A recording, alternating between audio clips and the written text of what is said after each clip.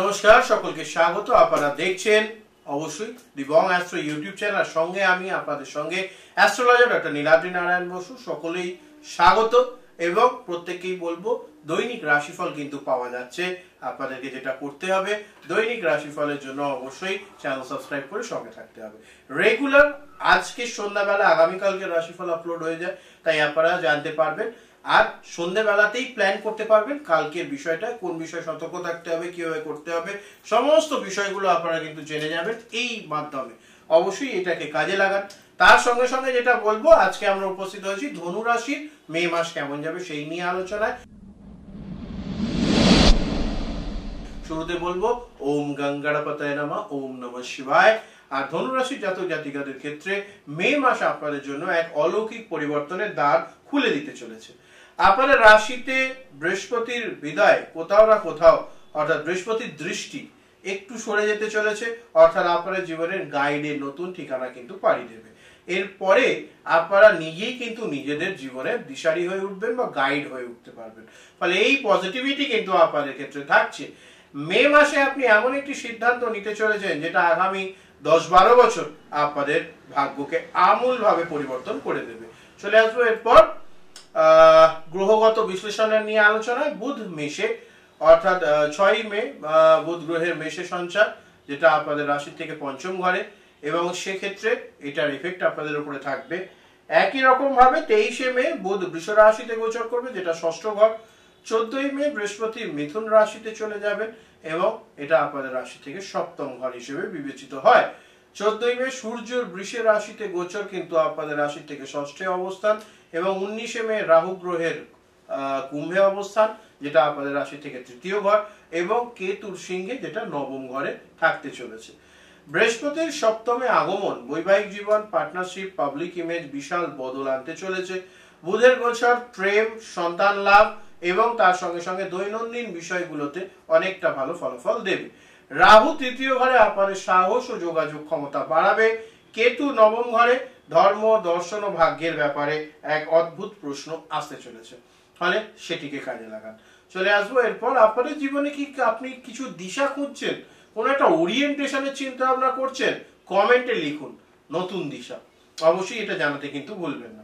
চলে আসবো এবার কেরিয়ার নিয়ে আলোচনা। কর্মক্ষেত্রে প্রভাব বাড়বে, কিন্তু থাকবে গোপন শত্রু, বিষয়টিকে খেয়াল করতে হবে। বৃষ রাশিতে সূর্য বুধের উপস্থিতি কাজের মধ্যে ডিটেলে ফোকাস বাড়াতে পারে। যারা ইন্টারভিউ দিচ্ছেন মে মাসে চমকপ্রদ রেজাল্ট হওয়ার সম্ভাবনা কিন্তু রয়েছে। বৃহস্পতির সপ্তমে ব্যবসায়িক সম্পর্ক হঠাৎ উন্নীত হবে এবং কর্মক্ষেত্রে এক সিনিয়র বা সহকর্মী হয়ে উঠবে আপনাদের গাইড। যে কাজটা আপনারা দীর্ঘদিন ধরে করতে চাইছিলেন, অনেক দিন ধরে, মে মাসে সেই কাজটি করবার সুযোগ কিন্তু আসতে চলেছে। ফলে ধৈর্য ধরুন, অবশ্যই সেই কাজ আপনারা সফল করতে পারবেন। এই বিষয়টাই মাথায় রাখুন, নিশ্চিত ভালো ফলাফল পাবেন। চলে আসবো এরপর আর্থিক বিষয় নিয়ে আলোচনা। আয়ের পাশাপাশি এই মাসে কিন্তু খরচও বাড়তে চলেছে।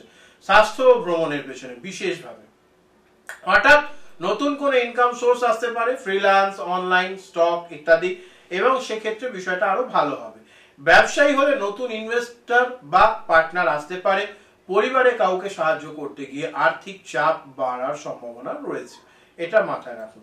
জমি সম্পত্তি সংক্রান্ত ব্যাপারে শুভ যোগাযোগ এবং এটার মাধ্যমে এগিয়ে যাওয়ার সম্ভাবনা প্রবল। মে মাসে আপনি অর্থের কোন দিকটি বেশি গুরুত্ব দেবেন, আয়, সঞ্চয় নাকি ইনভেস্টমেন্ট, কমেন্টে লিখুন, কারণ মে মাস মানেই কিন্তু পরিকল্পনা, আর্থিক, অবশ্যই বিষয়টা খেয়াল করুন। চলে আসবো এরপর প্রেম এবং সম্পর্ক নিয়ে আলোচনা। অবিবাহিতদের জন্য জীবনে হঠাৎ প্রেমের প্রবেশ, দারুণ ব্যাপার। দাম্পত্যে কিছুটা দূরত্ব আসতে পারে, সময় দিন সম্পর্ককে। অতীতে ভেঙে যাওয়া সম্পর্ক ফের যোগাযোগ করতে চাইতে পারে। ডিসিশন আপনার, আপনি এগিয়ে যাবেন না আর একটা সুযোগ দেবেন, এটা মাথায় রাখুন। বৃহস্পতির সপ্তম ঘরে উপস্থিতি সঙ্গী সৌভাগ্য আপনার জীবনকেও ছুঁয়ে যাবে, এটা আপনার জন্য খুব পজিটিভ দিক। বন্ধুরা, এই মাস হবে আপনাদের জীবনের সবচেয়ে সাপোর্টিভ এবং এগিয়ে যাওয়ার মাস, এই বিষয়টা খেয়াল করুন। এই মে মাসে একটি ফোন কল কিন্তু আপনাদের জীবন আমূল পাল্টে দিতে চলেছে, ফলে এই বিষয়টা আমি বলবো অবশ্যই মাথায় রাখুন। কোথাও না কোথাও এই ফোন কল আপনাদের ভালোবাসার ভাগ্য ঘুরিয়ে দিতে পারে, এটা একটা বড় ব্যাপার।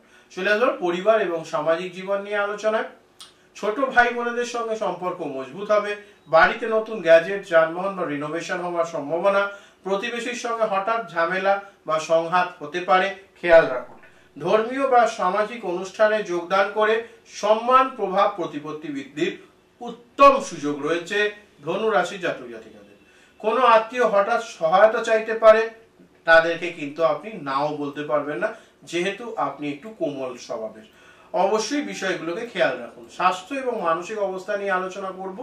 বুধ সূর্যের সুষষ্ঠে অবস্থান মানসিক চাপ এবং কাজের অতিরিক্ত চাপ কিন্তু আপনাদের সমস্যায় রাখবে। বিশেষ করে হজমের সমস্যা, গ্যাস্ট্রিক, ইনসোম্যানিয়ার সম্ভাবনা কিন্তু প্রবল। এই বিষয়টা খেয়াল রাখুন।